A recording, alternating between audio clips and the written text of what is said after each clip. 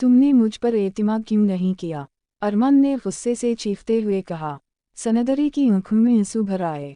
इसने कांपती हुई आवाज़ में जवाब दिया, मैंने हमेशा तुम्हारा साथ दिया है अरमान, लेकिन तुमने मेरी बात सुने बगैर ही फैसला सुना दिया। घर का माहौल अचानक कशीदा हो गया। बुजुर्ग वालिद, जिन्हें सब बाबा जी कहते थे, आगे बढ़े और दोनों को खामोश कराने की कोशिश की, मगर बात अब हद से आगे जा चुकी थी।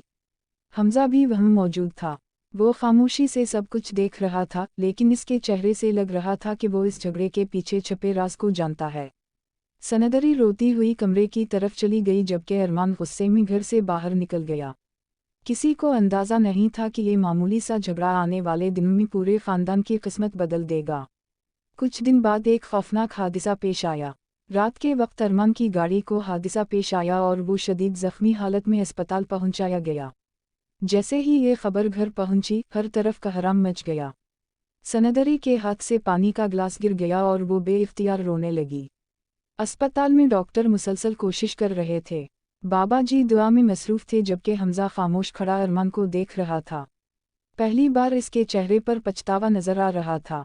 डॉक्टर बाहर आया और बोला, हालत नाजुक है, अगले चंद घंटे बहुत अहम हैं।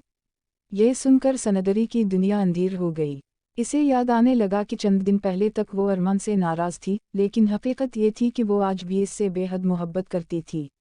उसी दौरान ख़ानदान में एक और तूफ़ान खड़ा हो गया। सलीम नामी शख्स, जो अरसे से ख़ानदान से दुश्मनी रखता था, उसने मौका का फ़ायदा उठाया। इसने झूठी बातें फैलाकर सबके दिल में शक पैदा करना शुरू कर दिया। सलीम ने बाबा जी से कहा, अरमान के हादसे के पीछे हमजा का हाथ है। फिर इसने हमजा को जाकर बताया, बाबा जी तुम्हें इस हादसे का जिम्मेदार समझते हैं। चंद ही दिनों में पूरा ख़ानदान एक दूसरे के खिलाफ हो गया। हमजा और अरमान के दरमियान पहले ही इख्तिलाफ़ात मौजूद थे, अब ये इख्तिलाफ़ात दुश्मनी में बदलने लगे। एक दिन जब अरमान को होश आया और वो घर वापस आया तो उसने हमजा से सख्त लहजे में बात की। मुझे सच बताओ, क्या तुम मेरे खिलाफ साजिश कर रहे थे? हमजा गुस्से में आ गया। मैं तुम्हारा भाई हूँ, दुश्मन नहीं। बात इतनी बढ़ी कि दोनों आमने सामने आ गए। घर वालों ने बड़ी मुश्किल से इन्हें अलग किया। सनदरी हर रोज़ हालात बेहतर करने की कोशिश करती रही। वो जानती थी कि ख़ानदान टूटने के करीब पहुंच चुका है। कभी वो बाबा जी को समझाती, कभी अरमान को और कभी हमजा को। लेकिन तकदीर ने अभी मज़ीद इम्तिहान लिख रखे थे। एक दिन बाबा जी को अचानक दिल का दौरा पड़ गया। पूरा घर घबरा गया। इन्हें फौरी तौर पर अस्पताल ले जाया गया। डॉक्टर्स ने बताया कि ज़हनी दबाव ने उनकी सेहत पर बुरा असर डाला है। इस खबर ने सबको हिला कर रख दिया। अरमान पहली बार फूट फूट कर रोया। ये सब मेरी वजह से हुआ है। हमजा ने इसके कंधे पर हाथ रखा। नहीं भाई, गलतियां हम सब से हुई हैं। दोनों भाइयों की आंखों में आंसू थे। उसी दौरान सलीम की हकीकत सामने आने लगी। एक शख्स ने आकर बताया कि ख़ानदान के दरमियान तमाम गलतफहमियां उसी ने पैदा की थीं। इसने झूठ बोलकर सबको एक दूसरे के खिलाफ किया था। जब ये हकीकत सामने आई तो सब हैरान रह गए। बाबा जी ने कमज़ोर आवाज़ में कहा, देख लिया, जब एतिमाद ख़त्म हो जाता है तो दुश्मन को कामयाब होने में देर नहीं लगती। सनदरी की आंखों से आंसू बहने लगे। अरमान इसके पास आया और बोला, मुझे माफ़ कर दो, मैंने तुम्हारी बात पर यकीन नहीं किया। सनदरी ने खामोशी से उसकी तरफ देखा। मैंने तुम्हें पहले ही माफ़ कर दिया था। ये सुनकर अरमान की आंखें भीग गईं।